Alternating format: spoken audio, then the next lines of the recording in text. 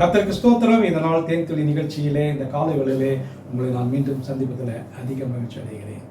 நாம் தொடர்ந்து பார்த்து கொண்டு இருக்கிறதான இந்த தேவன் நமக்கு கொடுத்த ஒரு பெரிய சிலாக்கியம், அந்தஸ்து, கௌரவம், இவைகளை நாம் இந்த நாளிலே நமக்கு அவர் கொடுத்திருக்கிற காரியம், நாம் ஒரு ராஜாக்கள், ஒரு ஆசாரியர்கள். ராஜாக்கள் என்று சொன்னால் அவருடைய தலையில ஒரு கிரீடம் இருக்கும்.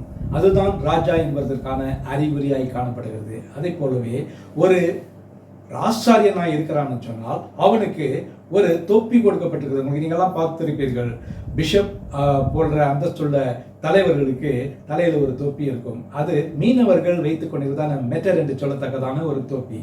அது அவர்களுடைய ஆசாரியத்துவத்தினுடைய காரியத்தையும் காட்டுகிறது. அதே நேரத்தில் பேதுரு தான் முதல் அவர் ஆசாரியராக இருந்தார் என்று பார்க்கிறோமே, அதை போல சபை தலைவராக வந்ததுனாலே அவர் தான் பிரதான ஒரு தலைவராக இருந்தார்.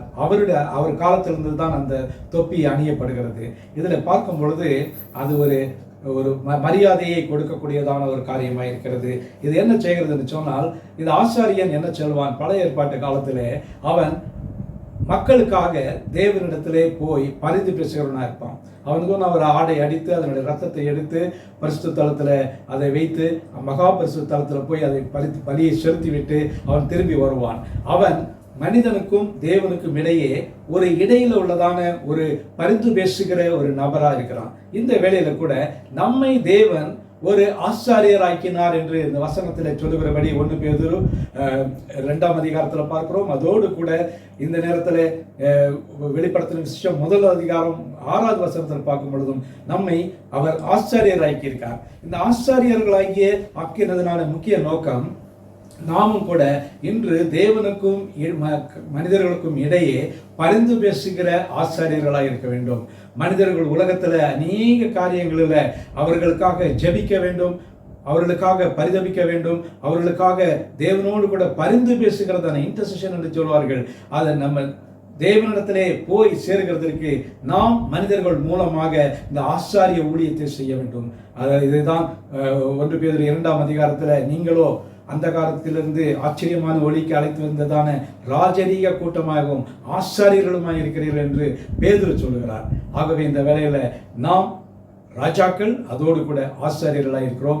நமக்கு ஒரு காரியத்தை அவர் கொடுத்திருக்கிறார். ராஜா என்று சொன்னால் கிரீடம், ஆசாரியன் என்று சொன்னால் அவனுக்கும் ஒரு தொப்பி கொடுக்கப்பட்டிருக்கிறது. அது கனத்தை காணப்பட்டிருக்கிறார்கள். ஆகவே நாம் அந்த ராஜரீக ஆசாரிய கூட்டத்தை சேர்ந்தவர்களாக மக்களுக்காக பரிந்து பேசுகிற ஜெபிக்கக்கூடியதான மக்களாக காணப்படுவோம். அப்படி செய்வோம் என்று சொன்னால் இந்த நாள் நமக்கு ஒரு ஆசீர்வாதமான ஒரு நாளாக அமையும். கர்த்தர் நம்மை ஆசீர்வதிப்பாராக. நல்ல ஆண்டவரே, உம்மை நன்றியோடு துதிக்கிறோம், ஸ்தோத்திரிக்கிறோம். நீர் எங்களுக்காக பரிந்து பேசுவது போல, இன்றும் பரிந்து பேசிக் கொண்டிருக்கிறது போல ஆண்டவரே, நீர் எங்களையும் ஆண்டவரே இங்கு உள்ளதான மக்களுக்கு, உலகத்தில் உள்ள மக்களுக்காக பரிந்து பேச அழைத்திருக்கிறீர்கள். அதுக்காக ஸ்தோத்திரம். ஆகவே இந்த வேளையில் எங்களை நீங்கள் ஆசீர்வதிங்க. ராஜாக்கள், ஆசாரியர்களான தகுதிப்படுத்திருக்கீங்களே, அதற்காக ஸ்தோத்திரம். இதற்காக நன்றி செலுத்துகிறோம். மீட்பர் இயேசுவின் நாமத்தில் ஜெபிக்கிறேன் நல்ல பிதாவே. ஆமென், ஆமென். கர்த்தர் உங்களை ஆசீர்வதிப்பாராக. இந்த நாள் உங்களுக்கு ஆசீர்வாதமான ஒரு நாளாக அமையும்.